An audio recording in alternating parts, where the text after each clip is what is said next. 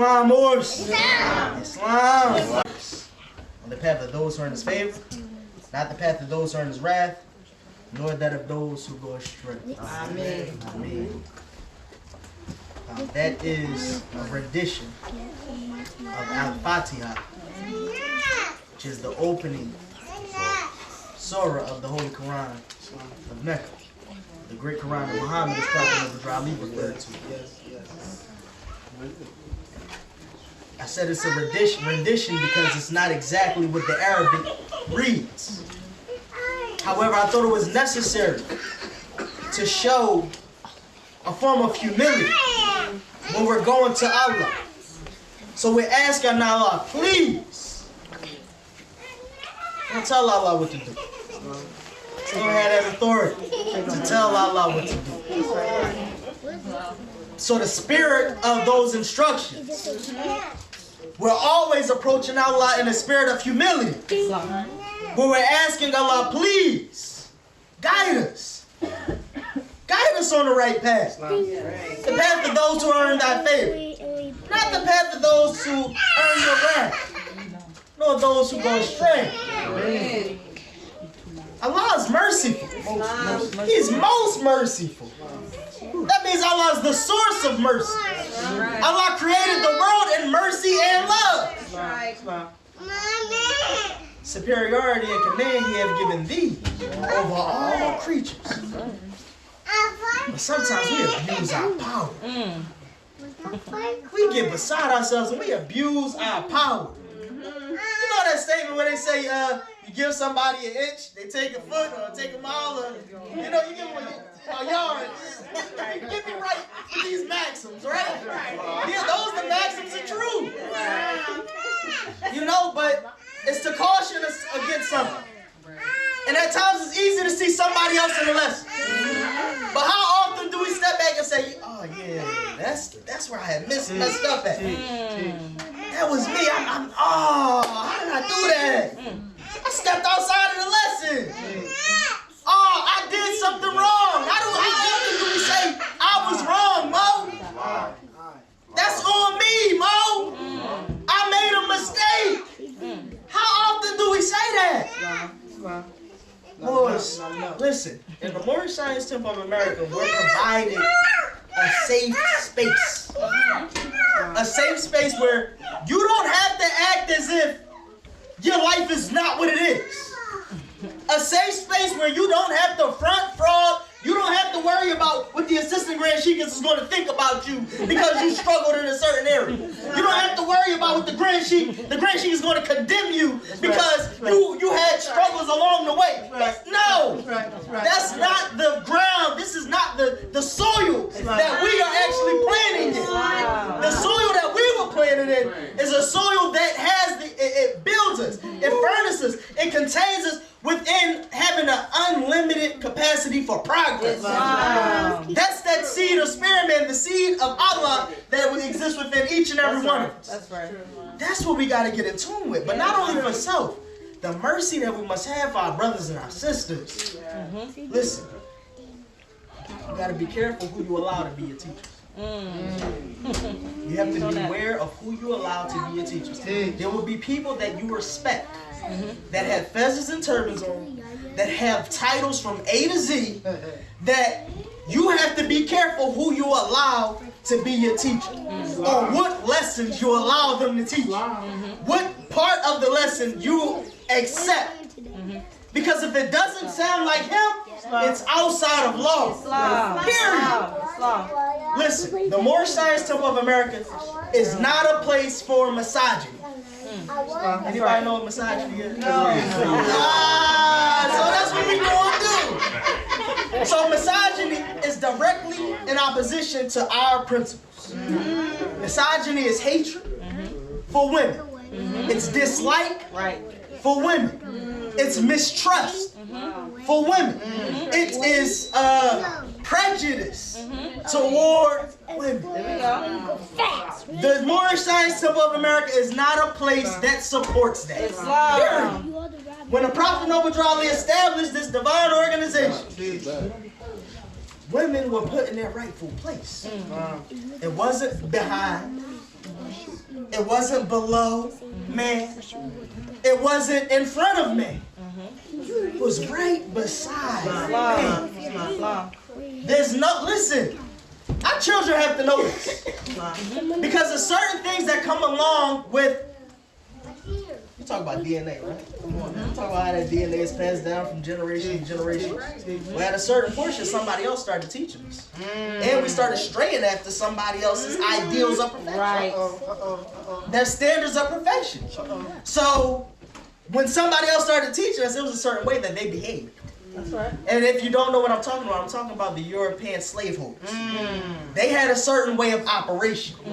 And that operation, it was based on earthly power. Earthly power is an illusion. And it will pass away. Now what we demonstrate, what our ancestors always demonstrated, is force. Because force is the will of Allah. And it said that thinking things direct the force. So you don't have to be severe or rigid to anybody to get them to do what you want to do. If you are in tune or in line with what Allah says, then listen, thinking things direct that force. So we have to be conscious. The Prophet said to be conscious of our own imperfections. That's right. I heard Moorish American Muslims on social media. I read some things that were painful. And it was painful in regards to, we talked about hatred for women. Mistrust for women. And it was a conversation that they were having about, the sisters of today. And talking about how they, it was a judging type thing where it was like, oh, these sisters been with multiple people and they got this going on and that going on. And it basically was a shield of something is wrong with these sisters. And it's nothing that I gotta work on. This is not what the Prophet taught. Right. That's right.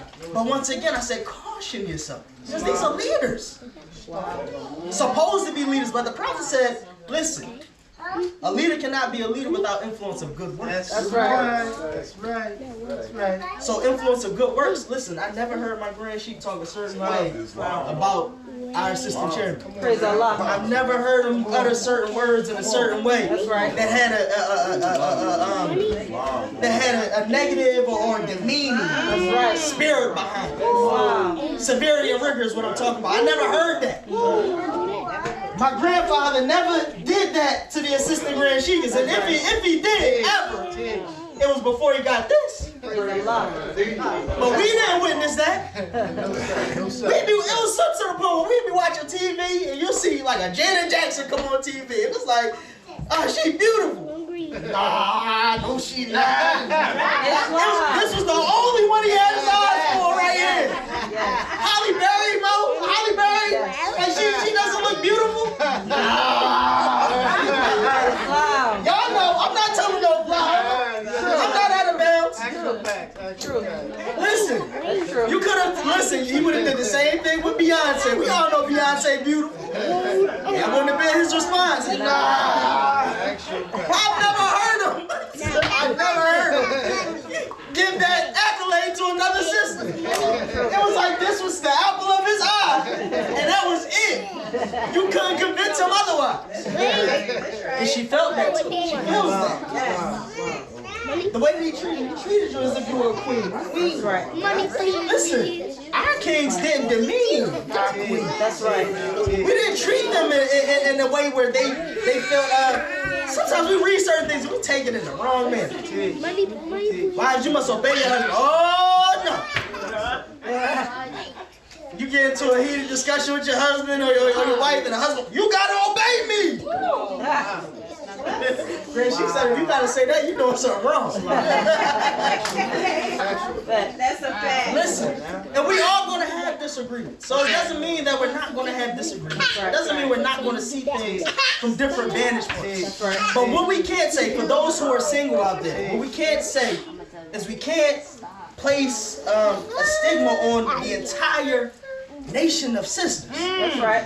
Whether they had children already, whether they had them out of wedlock, whether they've been through difficult relationships. That's right. You cannot say this sister is damaged and she's the issue. Wow. You can't say that. There's a lot. We have stuff to work on. That's right. Honestly. That's right.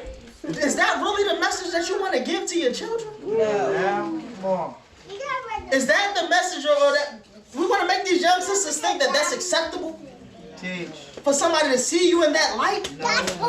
Do you realize, listen, perfected man must pass through all the ways of life. So it's certain experiences and things you had to go through this time around. That's right. Ain't nobody choose to be in that situation. And yeah, if they made certain choices that did lead to that situation, we all did. We all did. Every struggle that you done went through, listen, that's a part of your life, son. That's right. And if we're going to say they did that to put themselves in that situation, well, what did you do? And it is a form of hypocrisy to say that I demand that a sister, she be pure, she be untouched, she be this, she be that. Wow. Well, what about you, bro? You pure? You want to touch? Yeah, this is a good message that we raise our children with when we groom them. But we also have to have a sense of reality in there as well. Right. You can't condemn somebody just because their path was different from yours or what you expect. That's right. That's right. Love is the only savior. That's it. That's it. If you think in a certain way, and it's crazy because the people that speaking like this, you look at it, you're like, that's why you single, Mo. Because if you put out a certain energy, listen, those are the results you want to get. And honestly, those are the results you deserve to get. Because I wouldn't trust my daughter in the care of anybody. I wouldn't expect you to be a protector, a provider, a leader, or anything to my daughter if those are the degrees you demonstrate. So you can keep talking your bravado talk amongst those individuals that are in the same situation as you, or you can take some humility on board. That's right. And realize like it's certain things I gotta work on too. And that's the thing. We have to understand the beauty of friendship. That's right. Abraham was a friend of Allah. That's right. Now, You know, so demonstrating friendship is definitely important. That's something that I didn't understand when I was young. Why? Because I didn't have true friends when I was young. And I didn't realize it until I got older.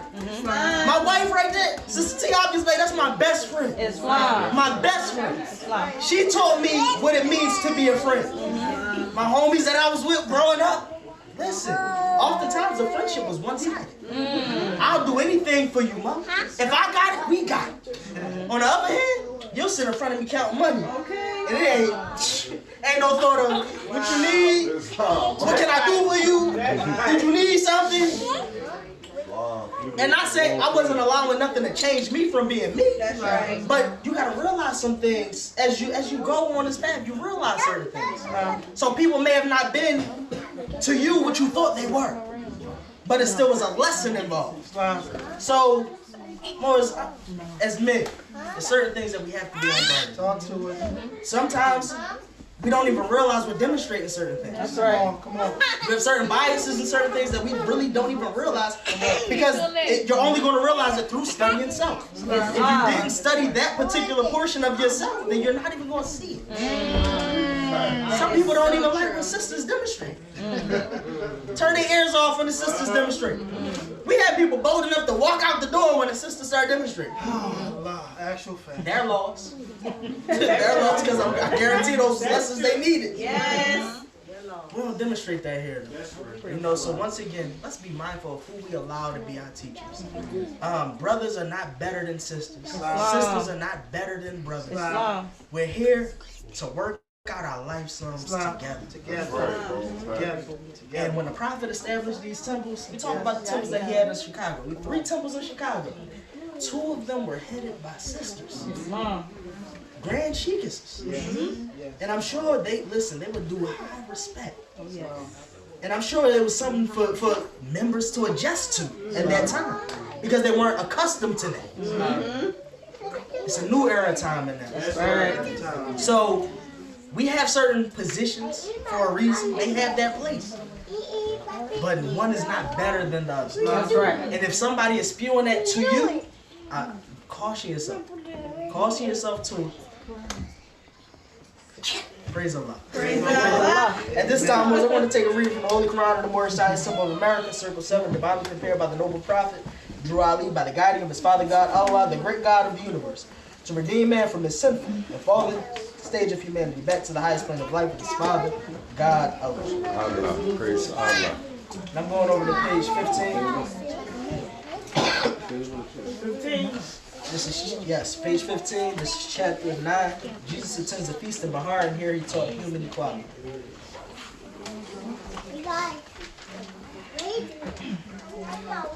I begin the instruction 11. These courtesans and thieves are children of my Father Allah. Their souls are just as precious in His sight as yours or of the Brahmic priests. And they are working out the same life sums that you have solved, you men who look at them with scorn. And some of them have solved much harder than you have solved, you men who look at them with scorn.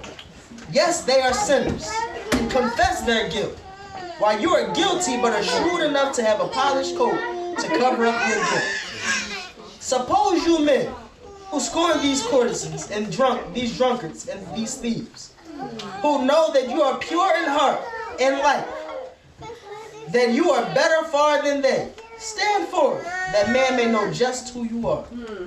The sin lies in the wish and the desire, not in the act. You covet other people's wealth. You look at charming forms, and deep within your heart you lust for them. Deceit you practice every day, and wish for gold, for honor, and for fame, just for your selfish selves. The man who covets is a thief, and she who lusts is a courtesan. You who are none of these, speak out. Nobody spoke.